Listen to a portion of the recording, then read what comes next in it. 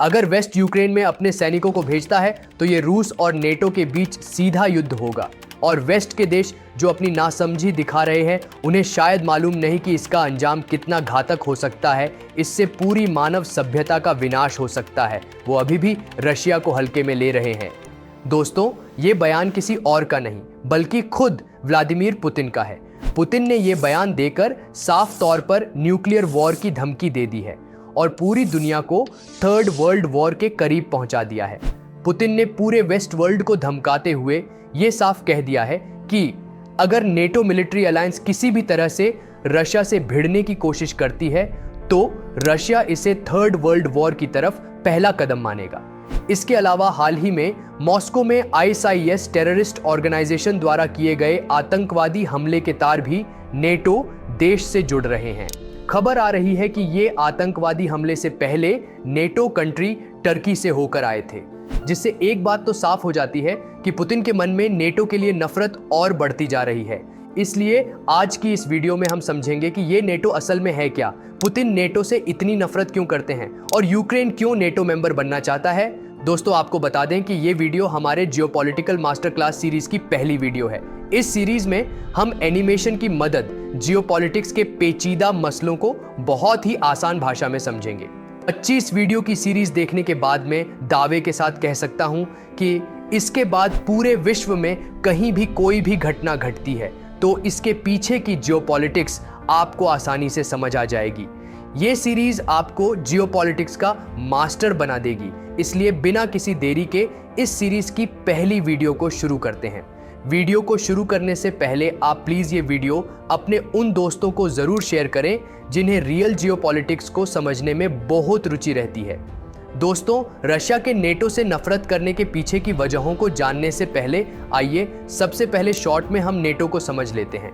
दरअसल नेटो यानी north Atlantic treaty organisation को दूसरे विश्व युद्ध के बाद 1949 में बनाया गया था। इसे बनाने वाले अमेरिका, कनाडा और दूसरे पश्चिमी देश थे।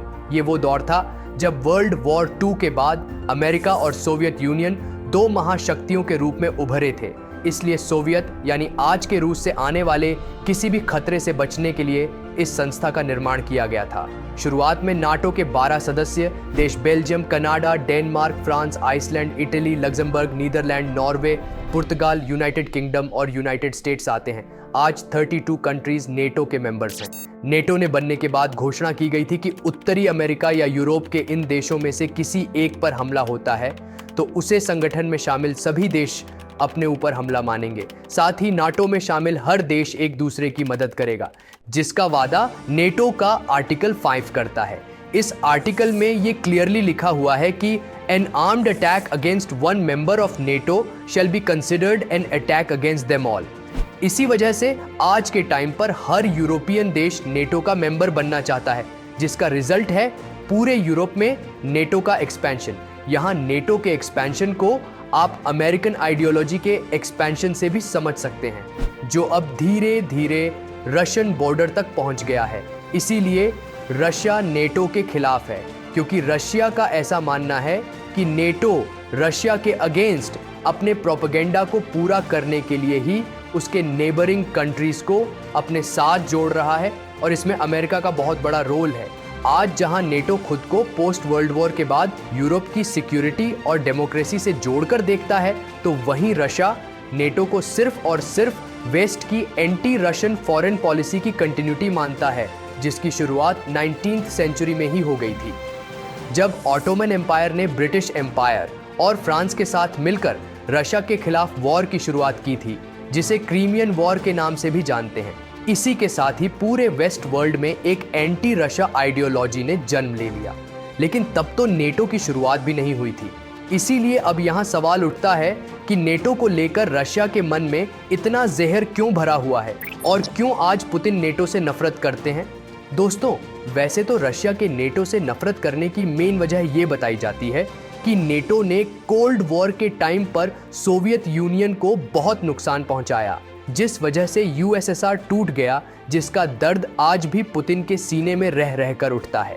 लेकिन उसके साथ ही ये बात बहुत कम डिस्कस की जाती है कि यूएसएसआर के टूट जाने के बाद नेटो ने रशिया को सालों तक ह्यूमिलेट किया था और आज पुतिन नेटो से इसलिए भी नफरत करते हैं क्योंकि उनका मानना है कि नेटो एक ऐसी ऑर्गेनाइजेशन है जो समय समय पर रशिया को धोखा देते आई है, जिसमें सबसे बड़ा धोखा 1990 को रशिया के साथ हुआ था। दरअसल बर्लिन की दीवार गिरने के बाद 1990 में जर्मनी की यूनिफिकेशन की चर्चा होने लगी, क्योंकि जर्मनी का आधा हिस्सा वेस्टर्न यूरोप का पार्ट था और आधा सोवियत यूनियन के इन्फ्लुएंस वाले ईस्टर्न यूरोप में था। इसीलिए वेस्टर्न कंट्रीज ने सोवियत यूनियन के साथ बातचीत आगे बढ़ाई और जर्मनी के यूनिफिकेशन के लिए सोवियत को राजी कर लिया, जिसके लिए ऐसा कहा जाता है कि अमेरिका और नेटो कंट्रीज ने सोवियत यूनियन से कुछ वादे किए थे। 9 फरवरी 1990 को US secretary of state James baker ने सोवियत लीडर मिखाइल गोर्बाचेव को यह वादा किया था कि अगर रशिया जर्मनी की यूनिफिकेशन को एक्सेप्ट कर लेता है तो नेटो ईस्टर्न यूरोप की तरफ कभी एक्सपेंड नहीं करेगा। इस प्रॉमिस को फिर से 17 मई 1990 को नेटो सेक्रेटरी जनरल के द्वारा रिपीट किया गया था। नेटो और यूएस के इसी वादे पर गोर्बाचेव जर्मनी की यूनिफिकेशन के लिए तैयार हो गए। जब 12 सितंबर 1990 को जर्मनी की यूनिफिकेशन के लिए 2+4 ट्रीटी साइन की गई थी, उसमें नेटो के ईस्ट एक्सपेंशन के वादे को रिटर्न में मेंशन नहीं किया गया था। साथ ही जर्मनी ने भी खुद को नेटो में शामिल करवा लिया था, जिससे अमेरिका को ये एक्सेस मिल गया कि वो ईस्टर्न यूरोप की कंट्रीज को भी नेटो का मेंबर बना सके। चूंकि ट्रीटी में एक्सपेंशन को रोकने का कोई क्लॉज नहीं था, इसलिए अक्टूबर 1993 में रशिया के प्रेसिडेंट बोरिस येल्त्सिन ने यूएस से ये वापस कहा कि नेटो ईस्टवर्ड्स में अगर एक्सपेंशन करता है तो वो 1990 के ट्रीटी का वायलेशन होगा, लेकिन यूएस ने इस बात को भी इग्नोर कर दिया।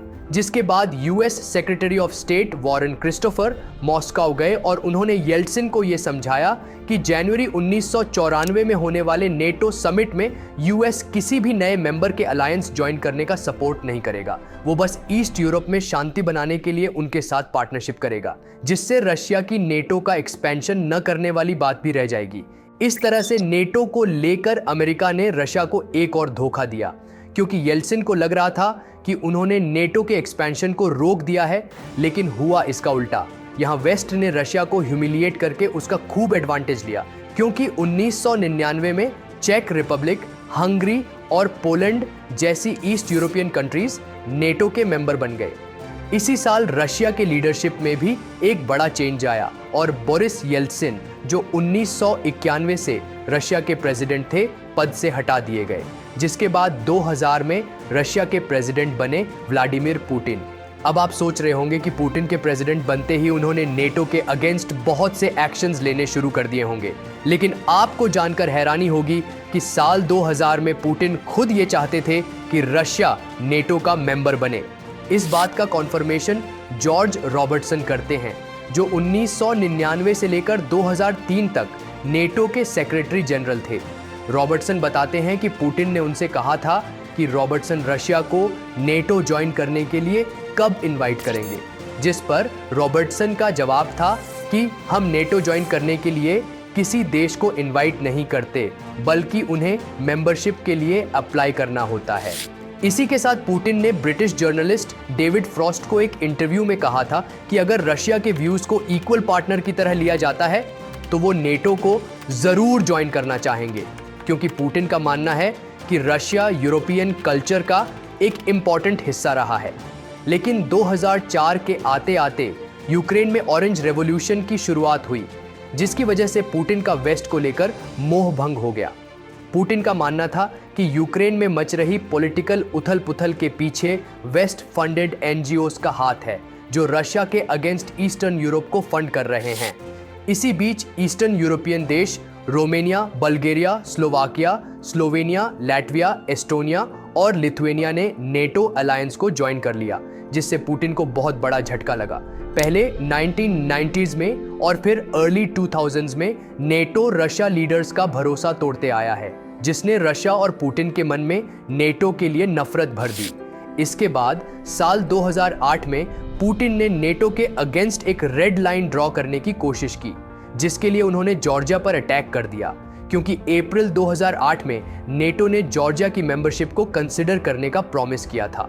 चूंकि जॉर्जिया रशिया से डायरेक्ट बाउंड्री शेयर करता है, इसीलिए पुतिन ने इसे बहुत बड़ा थ्रेट माना और जॉर्जिया के खिलाफ वॉर शुरू कर दी। इस वॉर में रशिया ने जॉर्जिया को हरा दिया, जिस वजह से जॉर्जिया नेटो मेंबर नहीं बन पाया और रशिया की ये जीत वेस्ट के लिए चेतावनी की तरह थी कि अगर नेटो रशियन बॉर्डर से लगने वाले देशों को नेटो में शामिल करने की कोशिश करता है तो रशिया उन देशों पर अटैक करने से परहेज नहीं करेगा। लेकिन इसी बीच यूक्रेन, जिसे रशिया अपना एक बफर स्टेट कंसिडर करता है, वो भी नेटो का मेंबर बनने की कोशिश करने लगा, जिससे रशिया के लिए एक अलार्मिंग सिचुएशन क्रिएट हो गई, क्योंकि यूक्रेन रशिया से डायरेक्ट बाउंड्री शेयर करता है। इसीलिए रशिया को लगा कि अगर यूक्रेन नेटो मेंबर बन जाता है तो रशियन बॉर्डर्स तक नेटो ट्रूप्स को एक्सेस मिल जाएगा। और आज दोनों देशों के बीच चल रही वॉर के पीछे का कारण कहीं ना कहीं यूक्रेन का नेटो के तरफ बढ़ता झुकाव ही है। लेकिन यहाँ पर यह समझना जरूरी है कि आखिर यूक्रेन नेटो का मेंबर क्यों बनना चाहता है, जबकि उसका तो रशिया के साथ सदियों पुराना रीजनल और कल्चरल रिलेशनशिप रहा है। 1917 में रशियन रेवोल्यूशन के बाद रशिया से जारशाही का अंत हो गया और सोवियत यूनियन का फॉर्मेशन हुआ। लेकिन 1917 में रशियन एम्पायर के खत्म होने के साथ ही यूक्रेन ने खुद को एक इंडिपेंडेंट कंट्री डिक्लेयर कर दिया, जिसके कुछ सालों बाद यूक्रेन ने भी सोवियत यूनियन को ज्वाइन कर लिया, जो 1991 तक उसका सबसे इंपॉर्टेंट हिस्सा रहा, क्योंकि वो यूएसएसआर का सेकंड मोस्ट पॉपुलस रिपब्लिक होने के साथ ही साथ उसका थर्ड लार्जेस्ट न्यूक्लियर आर्सेनल भी था। 1991 में जब यूएसएसआर कोलैप्स हो गया तो यूक्रेन फिर से एक इंडिपेंडेंट स्टेट बन गया। लेकिन इस बार यूक्रेन ने रशिया से सेपरेट होकर अपने रिलेशंस को वेस्ट की तरफ शिफ्ट करना शुरू कर दिया था। दोस्तों, आपको याद होगा कि 1994 में US state secretary Warren Christopher ने रशिया से कहा था कि वो 1994 के समिट में ईस्ट यूरोपियन देशों के साथ पीस प्रोग्राम के लिए पार्टनरशिप करेंगे। इसीलिए यूक्रेन भी 1994 में नाटो को पीस प्रोग्राम की पार्टनरशिप के लिए ज्वाइन किया, जिसका मकसद था कि ये अलायंस यूक्रेन की मिलिट्री में बढ़ते करप्शन के खिलाफ लड़े और यूक्रेनियन मिलिट्री को ट्रेन करे, जो कि ये दिखाता है कि यूक्रेन बिना किसी मेंबरशिप प्लान के भी कितनी डेस्परेटली नेटो का मेंबर बनना चाहता था। साल 2008 में हुए नेटो समिट में नेटो मेंबर्स ने यह माना कि यूक्रेन और जॉर्जिया को नेटो में शामिल कर लेना चाहिए। लेकिन 2010 में यानुकोविच यूक्रेन के प्रेसिडेंट चुन लिए गए थे, जो बेसिकली यूक्रेन को नेटो से अलग करके सोचने वाले लीडर थे। प्रेसिडेंट बनने के बाद उन्होंने न सिर्फ उस कमीशन को खत्म किया जो यूक्रेन को नेटो से जोड़ने का काम कर रही थी, बल्कि 2013 में उन्होंने यूक्रेन और यूरोपियन यूनियन के बीच पॉलिटिकल और ट्रेड डील को भी खत्म कर दिया। ऐसे में वेस्ट को इस बात से बहुत बड़ा झटका लगा, इसीलिए उन्होंने वेस्ट सपोर्टर्स को यूक्रेन की राजधानी कीव के साथ ही साथ पूरे देश में प्रोटेस्ट के लिए भड़काया। ये प्रोटेस्ट फरवरी 2014 तक चला, जिसे रेवोल्यूशन ऑफ डिग्निटी का नाम दिया गया।